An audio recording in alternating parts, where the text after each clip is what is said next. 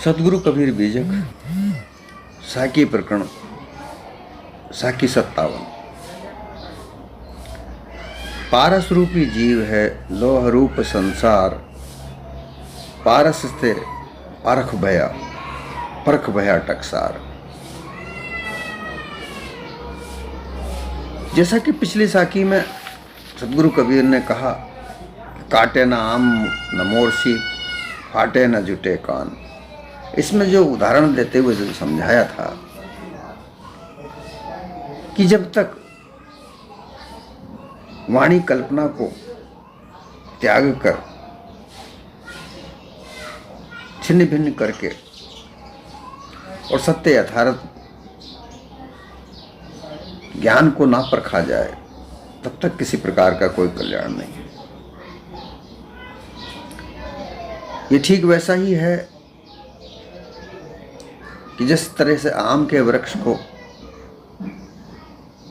5 वर्ष का होने के बाद जड़ से काट दिया जाए तो वह जड़ फिर नहीं उठेगी। वह आम तो फल फूल जाएगा, परंतु वह उसमें आम नहीं लगेंगे। तद्वत सिद्धांत के अनुसार यह बात है कि जो ब्रह्म रूप वृक्ष है, अनुमान भास अध्यास का जो वृक्ष है, आम रूप वृक्ष है, इसको जल्दी ही काट देना चाहिए। इससे पहले कि इसके बीज तैयार हों, इसके फल लगना चालू हों, उसके पहले ही इसको काट देना चाहिए। उसके बाद अगर ये फल फूलेगा भी तो इसमें फल नहीं लगेंगे। यही बात सिद्धांत के आधार पर सदगुरु कबीर यहाँ इस साकी के द्वारा समझा रहे हैं कि पारस ये चेतन जीव है,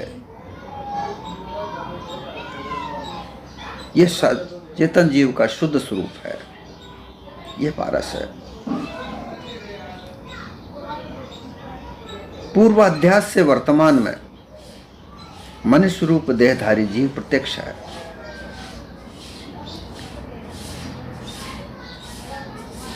मानव देह में यह प्रत्यक्ष रूप से है।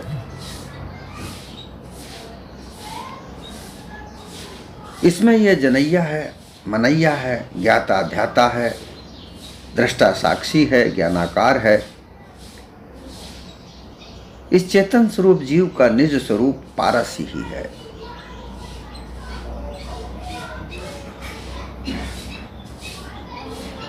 जड़देह से भिन्न जीव अविनाशी है। लोह रूप संसार, जड़ अचेतन अज्ञान पंचतत्व स्वरूप सारा संसार कार्य संयुक्त अनादि है। इस प्रकार चारों खानियों के बद्ध अनंत देहधारी चैतन्य जीव और 5 जड़ तत्व सारा संसार, ऐसे जड़ चैतन्य दोनों वस्तु अनादि स्वरूप में नित्य पदार्थ है।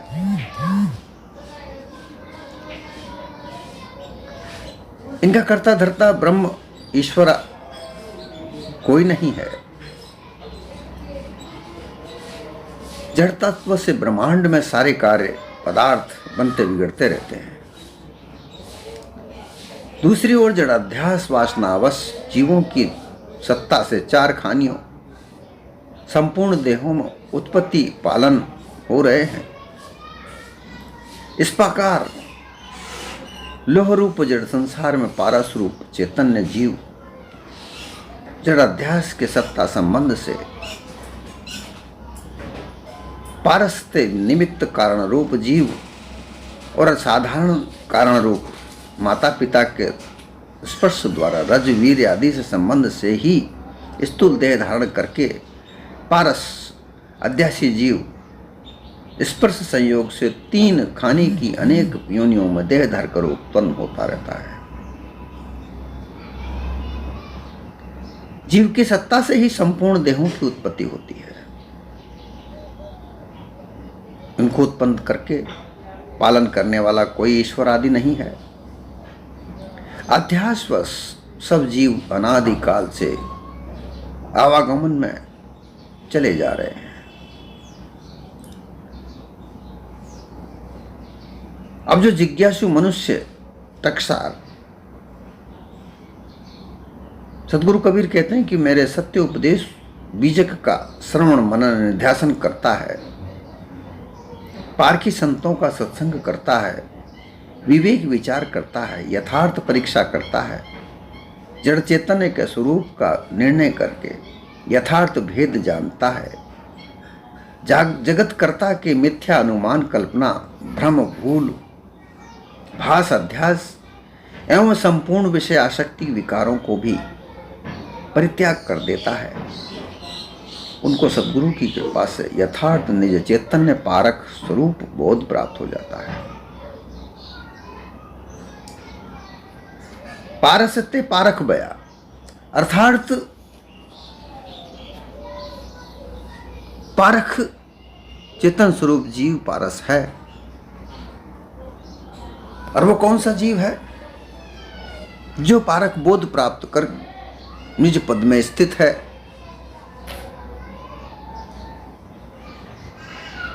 जो विदेह मुक्त है,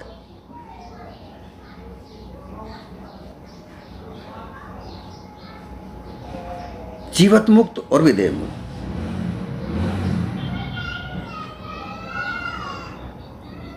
विदेह मुक्त जीवित रहते हुए मुक्ति प्राप्त करना,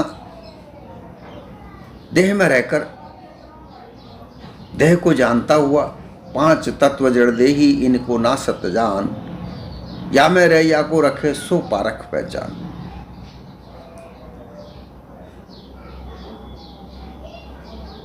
ये पारख है।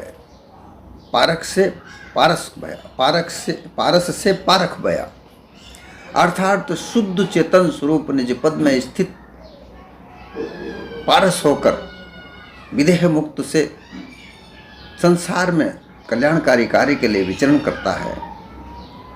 उसके संग, उसकी संगत से जिसको पारख प्राप्त होती है वो जीवत मुक्त है। ऐसे संतों का संग करके पारस भेद को जान लेना वो पारख है, और फिर उस पद पर स्थित हो जाना वो पारस है।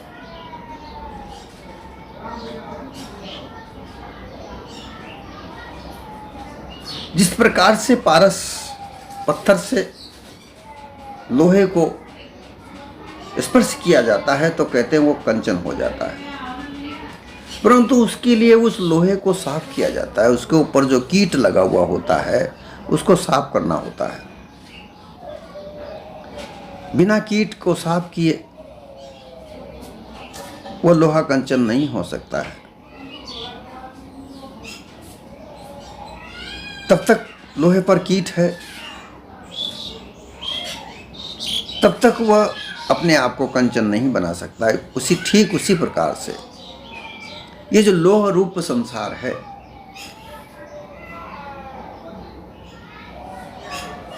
जड़ अचेतन है, जड़ता है, अचेतनता है, अज्ञानता है,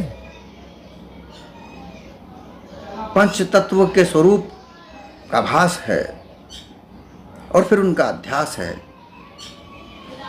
ये लोहे पर कीट की तरह कार्य कर रहा है। जैसे लोहे पर कोई कीट होता है,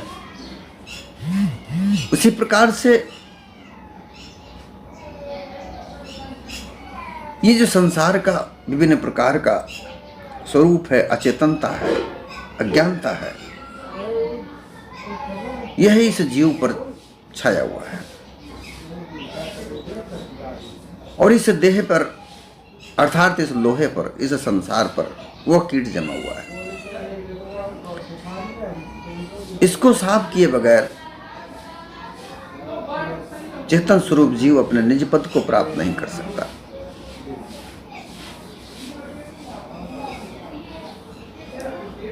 मोटे मोटे तौर पर तो लोग ये कह देते हैं विषय आसक्ति त्याग दो, माया त्याग दो, अपने निज को पद को प्राप्त कर लो। परंतु यह बड़ी गूढ़ रहस्य वाली बातें होती हैं, कैसे उसे हटाया जाए।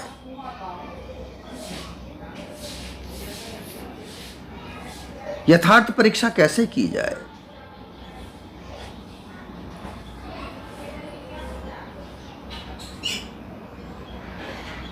प्रामाणिकता कैसे ज्ञात की जाए।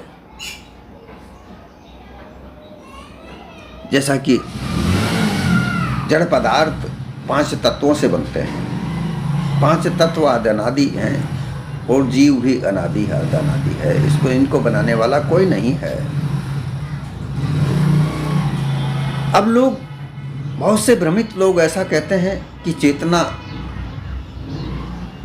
जड़ तत्वों में ही होती है, वही चेतना जीव है। वह चेतना है। जड़ पदार्थों में अपनी अपनी अलग अलग चेतना होती है।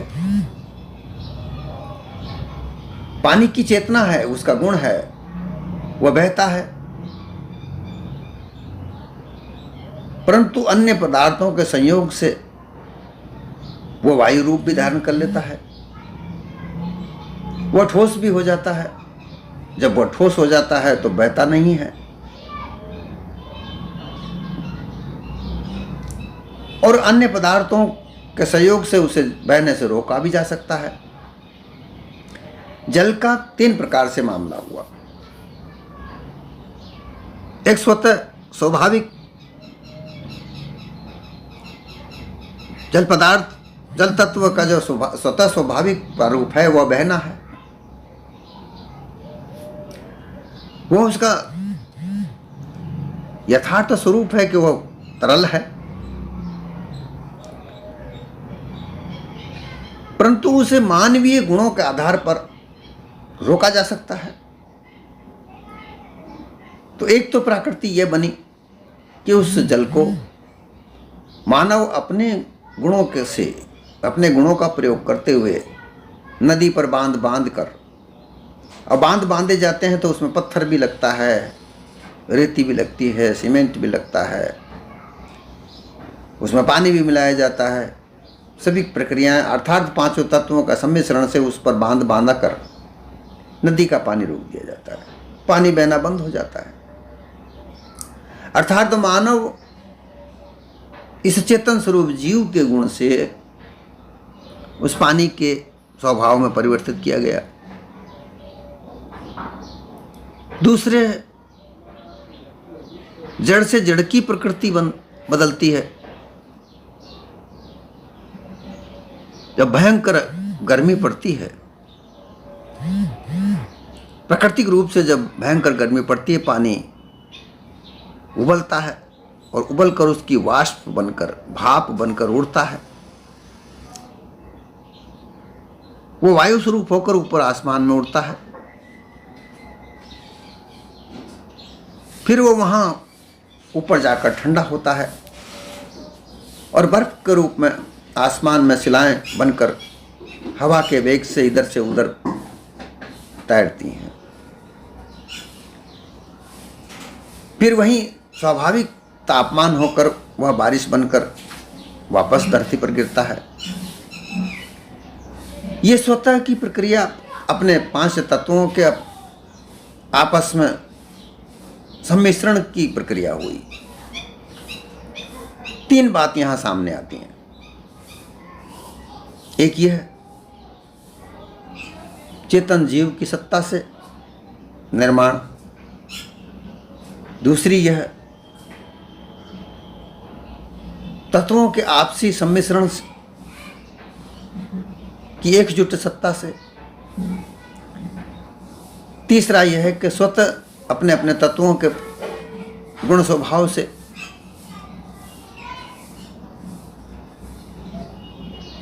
ये संसार की रचना होती है। इस संसार में विभिन्न प्रकार के दृश्यों, पदार्थों का निर्माण होता है।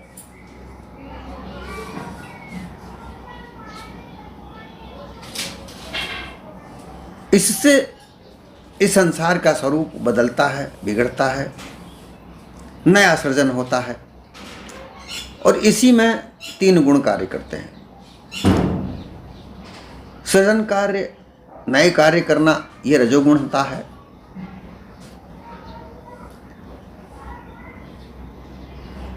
जो कार्य का सृजन हुआ, निर्माण हुआ, उनका पालन करना, उनको संरक्षित रखना, ये सत्वगुण हुआ।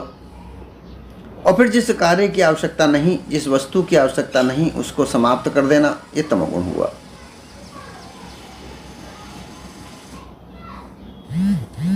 ये सारी बातें जो पारस रूपी जीव है, वह सब इनका जानकार होता है, जनैया होता है, मनैया होता है, जानता है और मानता है, परंतु उनमें अपने आप को व्याप्त नहीं करता। व्यापकता जीव की स्वाभाविकता है, अर्थात वह जीव व्यापकता है कम तात्पर्य है कि वह सबको जानता है, वह सब जगह है। अगर वह सब जगह नहीं होगा तो सब को जानेगा नहीं।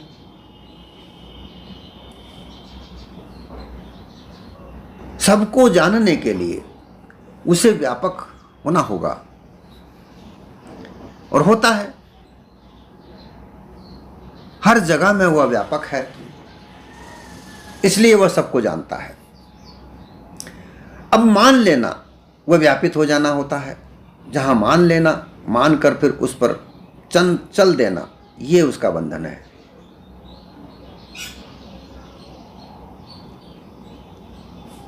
ये जान लेना आवश्यक है, ये परख लेना आवश्यक है कि व्यापक और व्यापित ये दो चीज हैं। स्वाभाविक रूप से वह व्यापक है, परंतु व्यापित हो जाना, अपने आप को मान लेना कि ये ऐसा है, मानते ही अध्यास बनता है, और अध्यास बनते ही संस्कार बनते हैं। उसके आधार पर उसका जन्म मरण होता है।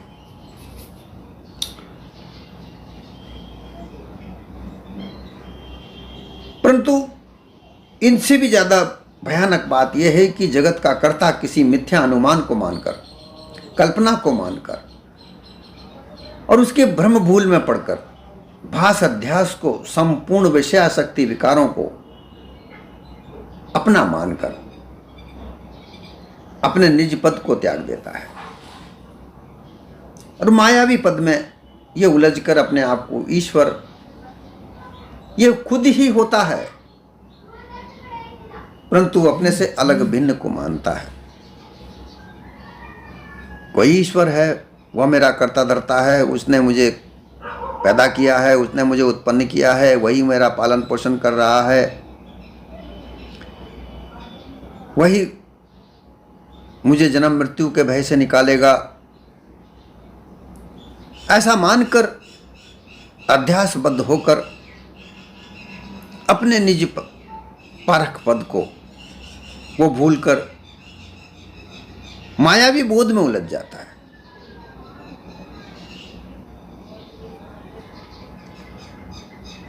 इसलिए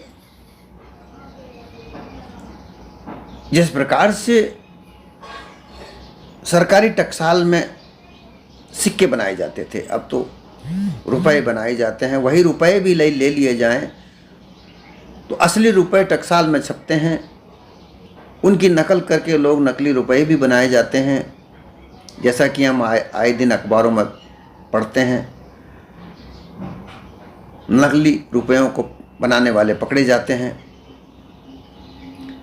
इसी प्रकार से असली और नकली, अनुमान कल्पना असली नकली का वातावरण है। असल चेतन स्वरूप जीव है, पारक है। उस पारक से असल नकल को जाना जाता है।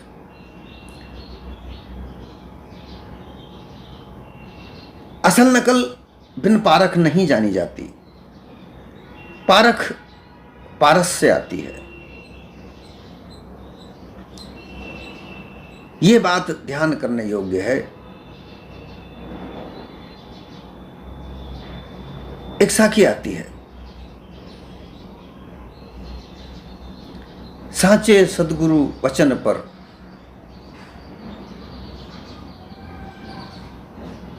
मन को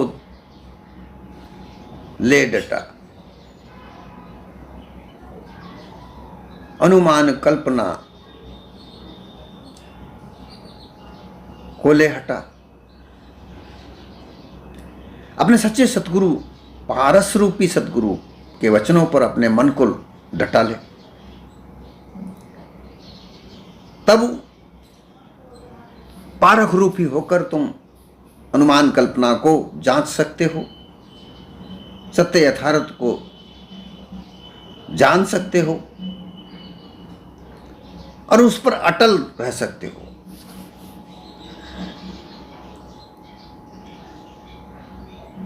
जिस तरीके से टकसाल में सिक्के असली प्रमाणिक रूप से छपते हैं, अन्य बनावटी सिक्के दूषित होते हैं, उसी प्रकार से बीजक रूप टकसाल में निर्णित पारक सिद्धांत चेतन स्वरूप को बोध निर्दोष असली माननीय है।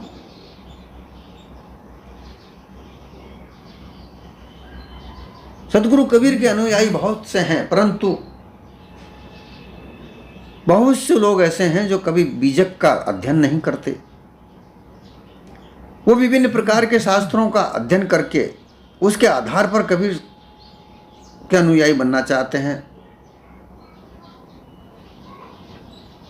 वो पारक सिद्धांत नहीं समझ सकते। अपने आप को भले ही वो पारखी कहलाते हों, परंतु जब तक असल टकसाल में सिक्का ना बने, दूसरी टकसाल में तो नकली सिक्का ही बनेगा। इसलिए वेदांत का मुख्य ग्रंथ, सार ग्रंथ गीता माना जाता है। उसके आधार पर हम ज्ञान करें। कबीर विचारधारा के अनुयायी लोग अगर अपने आप को ज्ञान करें, सांख्य शास्त्र के आधार पर ज्ञान करें, गीता के आधार पर ज्ञान करें, रामायण के आधार पर ज्ञान करें, उपनिषदों के आधार पर ज्ञान करें, तो मिथ्या टकसार है, वो काल्पनिक टकसार है।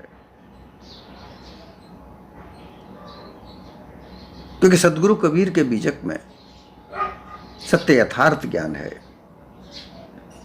अब लोग कहते हैं कि भाई बीजक में बहुत सारी मिलावट भी की गई है। बहुत सारे लोग ऐसे कहने लगते हैं कि भाई बीजक भी मिलावट है। तो उन्हें यह भी सोचना चाहिए कि जिन शास्त्रों का तुम अध्ययन करते हो, जिनका तुम उल्लेख करते हो, वो भी तो, उसमें भी तो मिलावट है। गीता में 700 श्लोक कहे जाते हैं और उन्हीं के विद्वानों ने, ब्राह्मणवादी विचारधारा के विद्वानों ने ही ये कहा है कि केवल उसमें 70 श्लोक असल हैं, बाकी सब नकल हैं। इसी आधार पर यह भी कहा जा सकता है कि उपनिषदों में भी, महाभारत में भी नकली रचनाएं करके उसमें भी तो नकल भर दी गई है।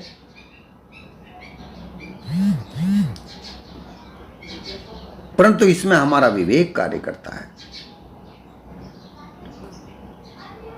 विवेक से हमें सोचना चाहिए कि सदगुरु कबीर का जो सिद्धांत है वह क्या है। जो सिद्धांत ईश्वरवाद, ब्रह्मवाद, परमात्मावाद, ये अनुमानित कल्पना का खंडन करता हो, वो गीता, भागवत, महाभारत, उपनिषद, वो कैसे सिद्ध कर सकते हैं? देखिए, हर शास्त्र में कुछ ना कुछ सत्य बात होती है। उस सत्य सार को हमेशा ले लेना चाहिए, ग्रहण करना चाहिए। उसके तात्पर्य से उस सिद्धांत को ही सत्य मानना नहीं होता है। प्रमाण देने के लिए कि यह बात उपनिषद में भी सही मानी है, गीता में भी सही मानी है। ऐसा प्रमाण के लिए ये बातों को हमें ध्यान रखना चाहिए, परंतु गीता को ही सार ग्रंथ मान लिया जाए, उसी के आधार पर ही कबीर के विचारधारा को वर्णन किया जाए। उपनिषदों के आधार पर, सांख्य शास्त्र के आधार पर, योग शास्त्र के आधार पर सदगुरु कबीर की विचारधारा का वर्णन किया जाए, व्याख्या की जाए, ये बिल्कुल मिथ्या है। असार तो असार ही है, सार सार ही है। इसलिए यहां सदगुरु कबीर कहते हैं कि बीजक प्रमाण के पारखी सदगुरु के सत्संग रूप टकसार में परख कर जिसे अपरोक्ष पारक बोध प्राप्त हो जाता है, वह संपूर्ण खानी वाणी के अध्यास से छूटकर जीवन मुक्त हो जाता है। जिज्ञासु जनों को पारखी सदगुरु के शरण में जाना, सत्संग द्वारा टकसार बीजक रूप सिद्धांत को निज चैतन्य स्वरूप का ज्ञान रूप प्रारख बोध प्राप्त करना चाहिए और अपने आप को निर्बंध कर देना चाहिए। जब तक ऐसा वो नहीं करेगा, तब तक अपने निज पद को, अपने निज चैतन्य स्वरूप को प्राप्त नहीं कर सकता।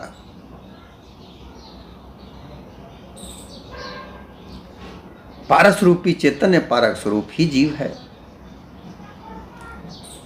पंच तत्व एवं पंच तत्वात्मक कार्य रूप स्थूल देह, यह लो रूप जड़ स्वरूप है। अथवा पारक बोध देने वाले सदगुरु शुद्ध पारक स्वरूप हैं। अज्ञान अबोधग्रस्त बद्ध जीव लोह रूप संसार में फंसे पड़े हैं। अब जो भक्ति भाव में जाकर लग जाते हैं, उनको पारसते बोधवान पारखी सदगुरु की कृपा से पारस से पारक स्वरूप बोध प्राप्त हो जाता है।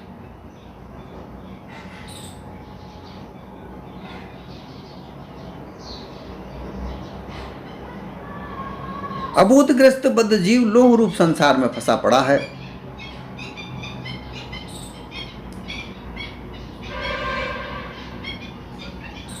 ये पारस स्वरूप सदगुरु बोध प्राप्त करने के लिए उनकी सत्संग करे, नम्रता पूर्वक उनका सत्संग करे, सेवा भाव करे और उनसे वह परख सीखे, जिससे सत्य असत्य को परखा जाए, जाना जाए और उसे जानकर जनैया रूप धारण करे, बोध स्वरूप हो जाए और बोध स्वरूप होकर संसार में विचरण करे, अपने कार्य रूप को दे, अपने सांसारिक कार्य को करे, तो जीवन मुक्त हो जाता है।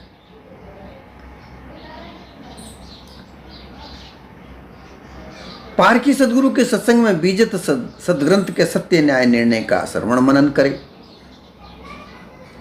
वह श्रवण मनन करते करते सर्व संशय की निवृत्ति एवं सर्व सिद्धांत को कसकर खोट कर पहचान कर परीक्षा दृष्टि से मोटे झीने माया जाल से छूट जाता है।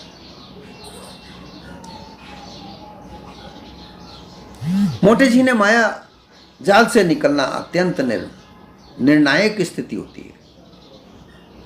बगैर इस निर्णायक स्थिति को परखना बिना सतगुरु पारक के सुनिश्चित नहीं होता।